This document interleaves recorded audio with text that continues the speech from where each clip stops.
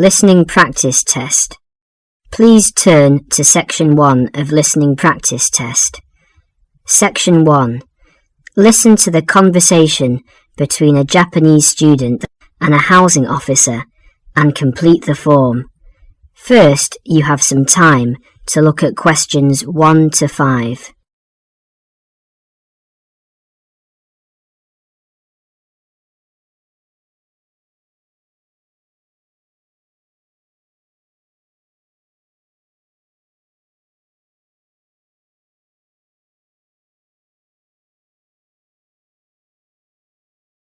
You will see that there is an example which has been done for you. The conversation relating to this will be played first. Yes, what can I do for you? My friend is in a homestay and she really enjoys it, so I'd like to join a family as well. Okay, let me get some details. What's your name? My name is Keiko Yochini. Could you spell your family name for me, please? Yes, it's Yochini. That's Yuichini.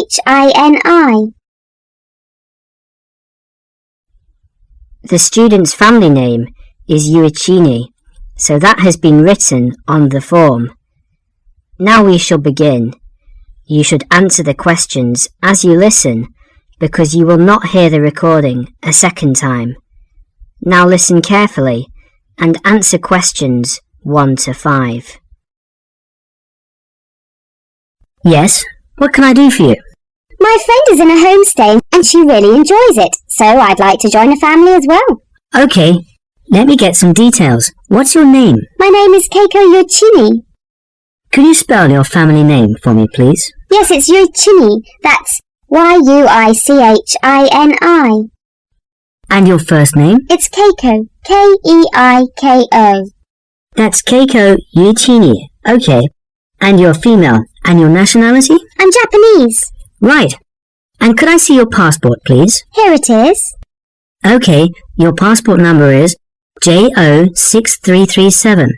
And you are how old? I'm 28 years old. Now you're living in one of the colleges. Which one? Willow College, Rome 21C. Right, 21C, Willow College. And how long are you planning to stay with homestay? About 4 months, longer if I like it. And what course are you enrolled in? Well, I've enrolled for 20 weeks in the Advanced English Studies because I need help with my writing, and I'm nearly at the end of my first 5-week course. Right, so you've completed 5 weeks and you have enrolled for another 15 weeks. That's about 4 months altogether. That's right, about 4 months. Before they continue their conversation, look at questions 6 to 10.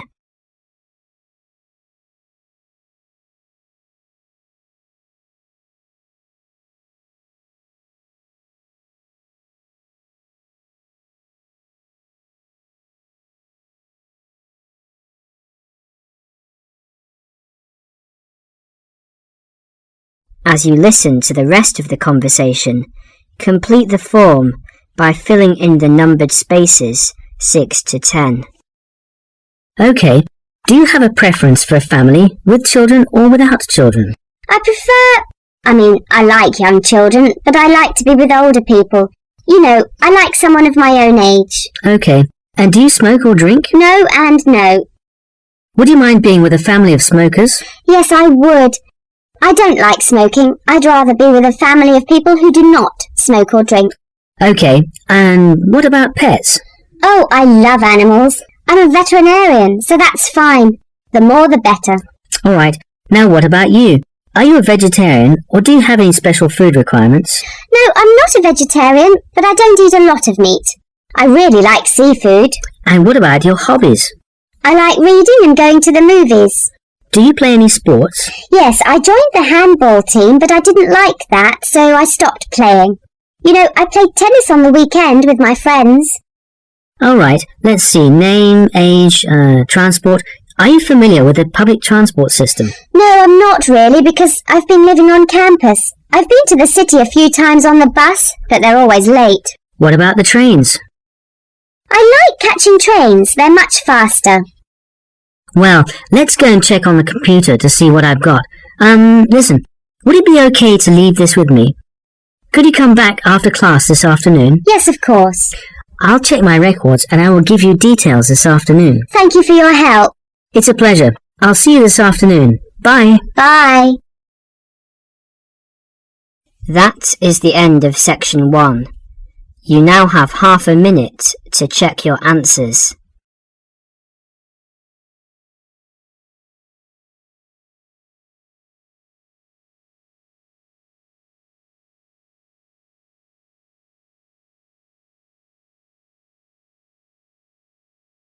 Section 2. You are going to hear a talk given by a tour guide about travel to Esnia. First look at questions 11 to 14.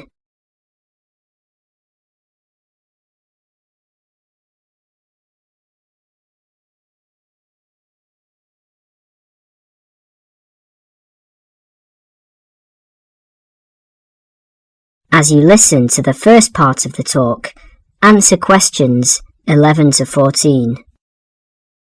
Hello everyone. As you know, this agency has specialized in tours and independent travel to Esnia for over 20 years. It's a magnificent place to visit, but it's not always as easy or as comfortable as it might be. So this tour is designed to help you handle the bureaucratic hassles and give you time and energy to enjoy the beauty of this breathtaking country. The first hassle is visas. Nowadays, Esnian visas are needed by almost all nationalities. The normal visa lasts for just 90 days, but a renewal is possible. It is worth leaving yourself plenty of time when applying, or I suggest, from experience, 2 months. That should do it. The latest confirmed price is £30, but it should be noted, and a lot of our regular travellers tell us that the price may change without notice and hold up visa processing. So ring up the Esnian embassy and check the price before sending out forms. Now, for those of you who are intending to take Esnia as part of a longer tour and want to wait till you get to another country, do remember that some Esnian consulates in neighbouring countries require you to provide a letter from your own embassy, just to confirm your nationality. You can find a list of major embassies throughout the world in the student handbook on page 13. Oh, and one more thing. Check whether you need a multiple entry visa if you're leaving and re-entering Esnia on your tour. Before the talk continues, you will have a chance to look at questions 15 to 20.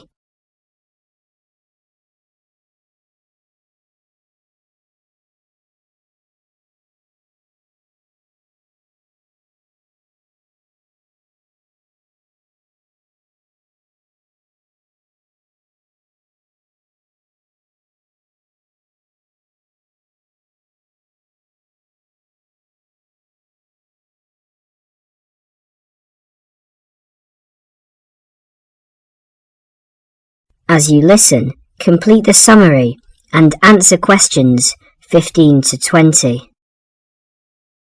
Now, some miscellaneous general advice. Firstly, if you're rich enough to bring in over $1,000 in cash or traveller's checks to Esnia, you need to fill in the currency form. Don't forget this. You could get into trouble if you do. You must declare all of your items and more expensive items, such as video cameras, on the tourist export form, which you can arrange to carry in advance. Regarding health regulations, although Esnia is becoming a generally healthier country with every passing year, neighbouring countries remain cautious with regards to health standards there, and therefore it is worthwhile carrying a health certificate. The one you need is the BM276. Now all of you here are students, and there will be plenty of concessions for young people travelling in Esnia. The Esnian Transport Authority, for example, issues a special youth fare card which you can get in any railway station. Just show your international student card. Information about getting this is in the handbook, and give 2 passport photos. And by the way, because there is so much bureaucracy in Esnia, we advise you to take at least 12 passport photos with you. They're not always easy to get done there. Finally, a bit more about currency. Pounds won't get you very far in Esnia these days, so they're no good. We advise people to carry either yen or Australian dollars. US dollars are starting to cause difficulties because of political disputes. Another surprise is that credit cards are virtually useless because of fraud scandals. Do carry traveller's checks, but we advise medium denominations. Large denominations increase the likelihood of theft, and small ones increase commission charges. Now, as I mentioned earlier, this student handbook has a wealth of information. That is the end of section 2. You will now have half a minute to check your answers.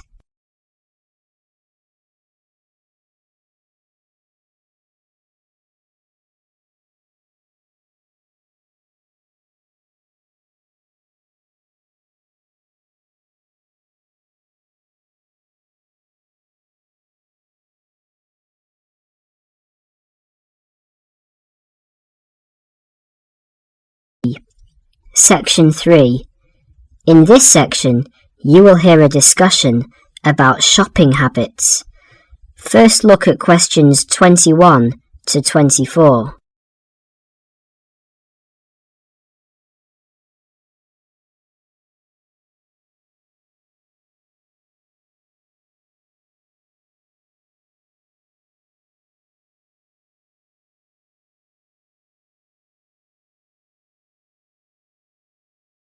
As you listen to the first part of the discussion, answer questions 21 to 24.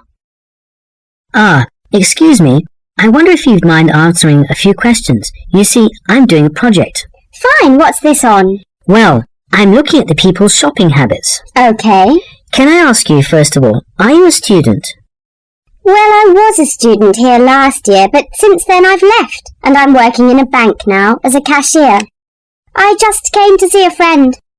Oh, that's okay. So how often do you go shopping? Oh, I buy a lot of books. Should I exclude books? Oh, if you leave books aside, what about shopping for all of your personal items, study things, and that sort of thing? Okay, because I go to the supermarket almost every day, it seems the other things, I'd say, I tend to do it every other week. And do you spend the same amount each time? I guess so. I only have about £100 a month spare, so I'd probably spend about £50 each time. What sort of shops do you like best? The department store or the small retail outlets? Oh, I like big department stores, so everything's in one place. The weather's so bad, so it's a bit miserable trudging from one little shop to another. Great. What do you find most difficult to buy? What do you mean? Well, what do you have to really search for? What takes you a long time to find? Oh, jeans, definitely. You can get hold of a sweater or a CD in a moment, but with jeans I can spend all afternoon and still not find a pair that fits. Okay, one last question. Who do you usually shop with? Now, I usually go shopping on my own, but if I want to make it more of a social occasion with friends to have a coffee and things, I often go with colleagues from work, in our lunch hour. Well, thank you very much. You've been very helpful. No problem. Before the next part begins, you will have a chance to look at questions 25 to 30.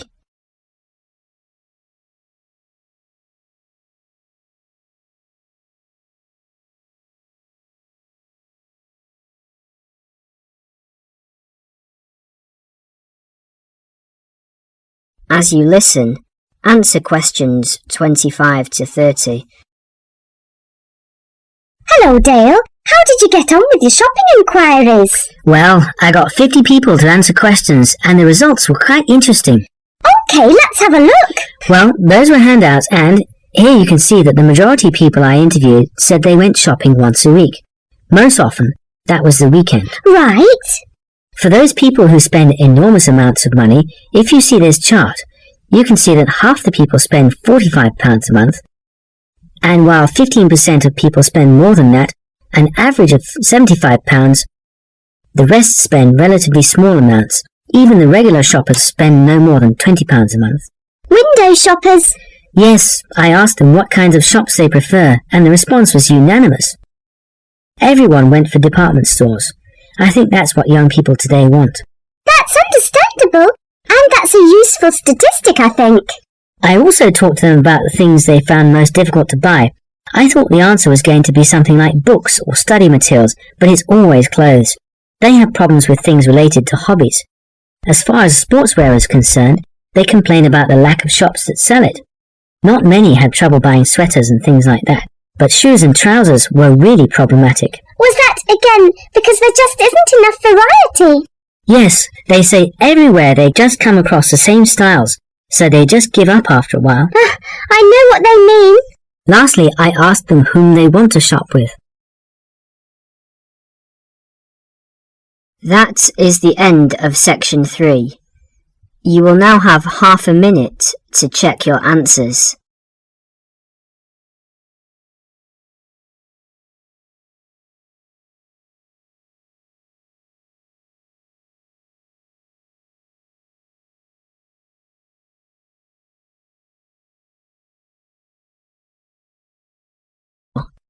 Section 4. In this section, you will hear a lecture about study and answer questions 31 to 40. First look at questions 31 to 40.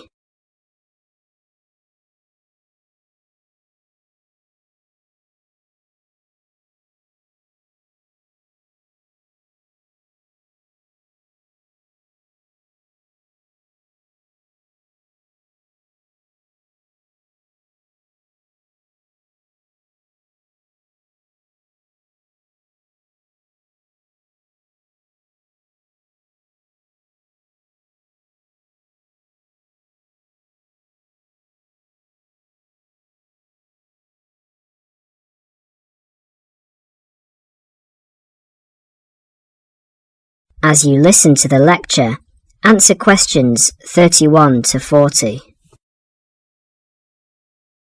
Can anybody hear me? Is this microphone working? Good. Now, welcome everybody to the second of these lectures on successful study at college. Yesterday we looked at housekeeping issues, where to find information, how to use the library computer system and so on. Today we're going to cover an issue that will be vitally important to you all throughout your time here at college, and that is time management. Hundreds of books have been written about time management, and those of you who are interested in doing some extra reading on the subject are very welcome to see me after the lecture, as I have a book list here and some other useful materials. Now, time management. In the past, this used to mean making a list to plan for every hour of the week and then try to stick to this plan. These days, however, the whole idea of managing time has changed. In fact, if you think about it, you'll find that it's impossible to manage time. It just goes. So what you really need to manage is yourself. To manage yourself effectively, you need to have a clear idea both of what you want to achieve and how to achieve it. In other words, you need to set goals, and you need to move towards achieving these goals in an efficient and systematic way. Most coursework at the college is set by mid-semester, and at the end of the semester usually involves 2 written assignments of between 1,500 and 3,000 words in length. If you look around you at college, you will see that during the first weeks of the term, everyone looks cheerful and focused, followed by a change around week 6, assignment time, when people start to look a bit stressed. The library reports that an increasing number of students become angry when books are not available. So what's happened? Has everybody become suddenly irritable and angry for no reason? Not quite. The reason is that people have not managed their resources well. They have not set priorities for reaching their goals and, as a result, some of them realise they are going to do badly with their assignments. This will not be because they lack intelligence or love of the subject. They will fail because they did not have a clear idea of what they have to do and how long it should take them. Let's step back a minute. What do we mean by establishing goals? Well, basically, it means deciding what you want to achieve. In other words, deciding on the results that you want to achieve. The students that I've mentioned found themselves very stressed, mainly because they have an assignment to do. But they did not fully think through the effect that this would have on their day-to-day life. There's an awful lot of spare time in a day. For example, if you manage to spend some of that time, even just 1 hour, on an activity that helps you with your study, that 1 hour could have a major impact in your course, particularly if you make it a regular habit. I'd like to ask you now to have a look at the planners in your information kits. You will see that there are 3, 1 term planner, 1 weekly planner, and 1 daily planner. The term planner is to help you get an overview of everything that you will need to do for the term. The weekly planner is to help you week by week, and the daily planner will help you with the really detailed planning. Before we go any further, I would like you to make a note in your daily planner right now. I want you to picture how you could make a major difference in your life by spending just 1 hour a day on some activities for the next term. Background reading, for example, or preparing a bibliography. Now imagine the benefit at the end of the term. The term diary and the weekly diary are the most important ones. However, a week is really the shortest time you have to establish an overview of your time for planning purposes. Now you need to set priorities for the term. Work out how you could achieve those priorities and the results that you desire. If you can get into the habit of planning like this, you'll soon find that you've actually had more time than before to spend on relaxation and other activities that you enjoy. Now let's share some of the ideas that you've come up with. I'll divide you up into groups to share your ideas. Okay. That is the end of section 4. You will now have half a minute to check your answers.